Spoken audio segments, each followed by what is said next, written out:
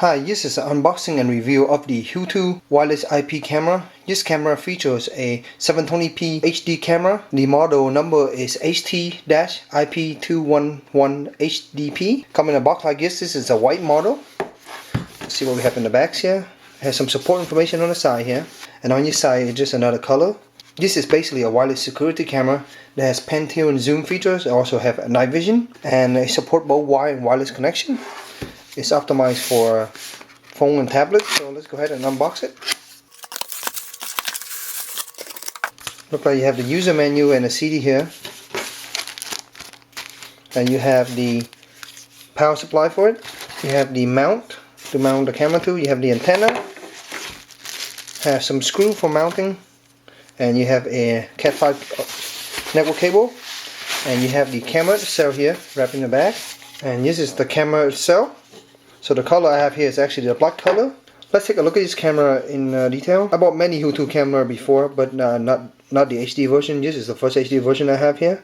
So look like here you have the lens, and then you have the sensor here for the infrared to let you know when the infrared light come on and off. It's basically a light sensor.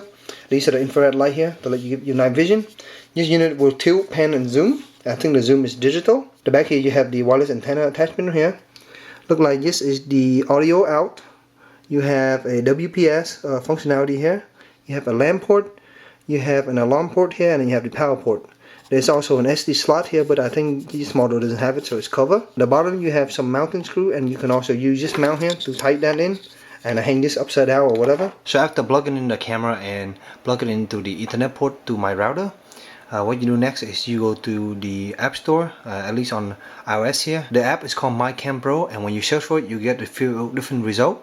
The one you want is basically scroll down just a little bit, and it's called MyCam Pro, and it's by Xiaodong Li, and this is the one you want. It has a Hutu logo on it. So anyway, I have to install here already. So this is what it looks like when you launch it. So with this app, when you launch, you get these 4 different options. You have add camera, camera list, you have the local record, and the app info. Let's start with the app info. Just kind of give you the version and stuff. If you go back, you go to local record. This is where you can record your video and photo. And when you record stuff, it will appear here, and that's the camera serial number basically, or the little number that it goes by. So first, if you want to add a camera, all you have to do is just hit add camera. It will search for your local network and we'll find it here. And this was one of my camera. And you can also use by QR code, for example. Press OK, and then it can actually scan the QR code underneath the camera. Underneath the camera there's a QR code, and it will pick it up, and that's exactly basically this number. So after you add everything in, you can go to the camera list. When you're adding this camera, it will ask you for a password, and basically that's where you type in your administrative password, whatever the default is basically admin, but if you change that, it will be here. I can go play here, basically, just click on it, and that will show you the footage. This is currently my living room.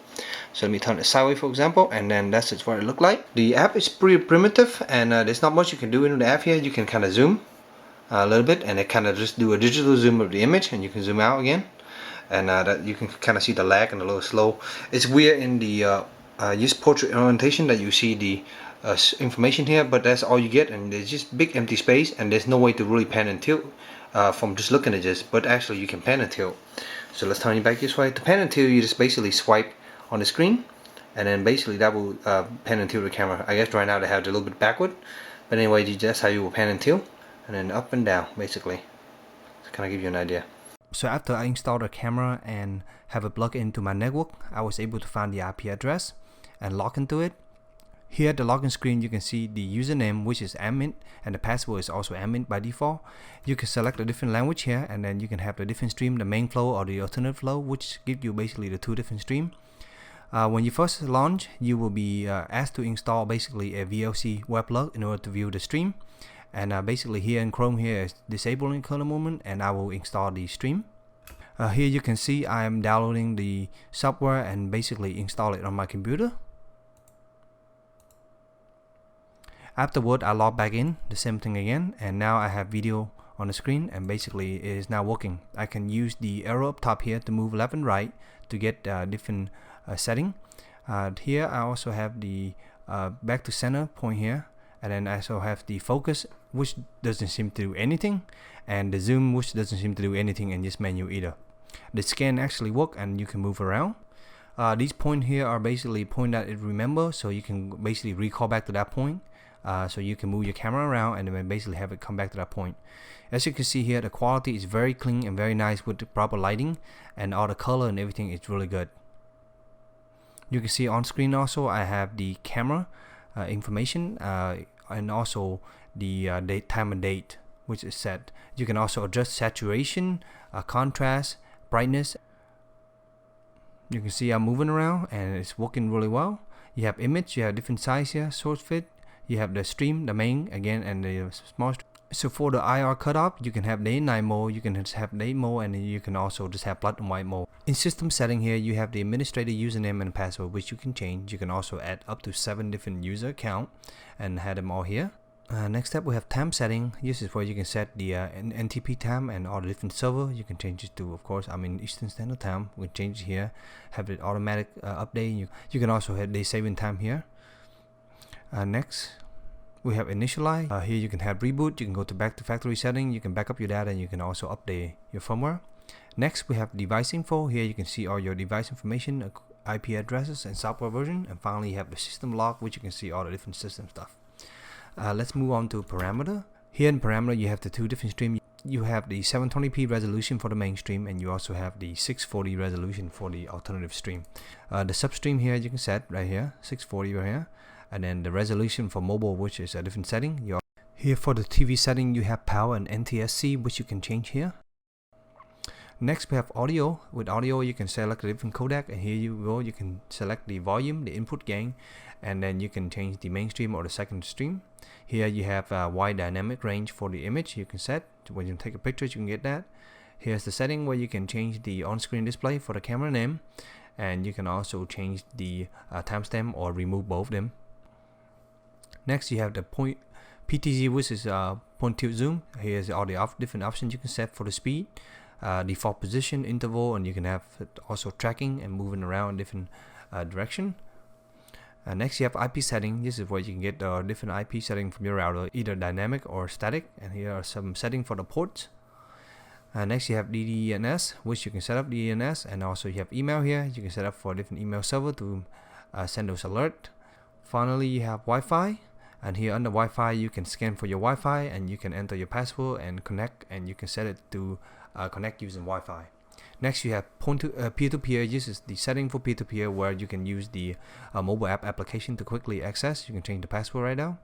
There's FTP here. You can also log in to automatically upload pictures and stuff. Here you have the server information. Next you have motion detect. Here you can set different motion, you can enable it, and you can set a different zone of motion and the sensitivity level to detect motion. You can also have different scale, as you can see here, and you can enable and disable each of these grid coordinate. You also have occlusion detect, which I'm not sure what it's for. I think this is to set to see if you have stop moving around. Alarm in and out, this is for the alarm port, which I don't use currently. Snapshot, here's the snapshot, which you can use by sending email or FTP. And finally you have a privacy mask. This is nice. You can basically set a region, 4 different regions, and you can move the region around to hide something in your that you don't want to be able to see. So overall, the Hutu 720p IP camera provide a really nice image for your security needs, and it worked really well in using it in the past week or so. As far as quality image wise, it is very nice, and the color is really good during the day. At night when the infrared come on, you can see it in the room pretty well. There are a few things that I didn't like. There is no way to turn the infrared LEDs off at all. But if you're trying to put this camera near a windows at night and you want to see the outside, and let's say outside you have a light source and you don't really want the infrared to come on, it will come on automatically when it detects not enough light. That's when the infrared come on and it's right next to your glass will become really bright, and basically the camera can't see anything. The other thing I didn't like about this is, beside the mobile app that you can install on your phone, you have no way to really take the stream of this camera and put it into other surveillance software. I have the Synology surveillance system, which you can basically, if you know your camera model, or if you know the URL for the stream, you can add that to your surveillance system, and I was unable to do that with this camera. I hope this review has been helpful for you in your purchase decision. If you have any questions, please let me know in the comment below, and as always, stay tuned for future review. Thank you.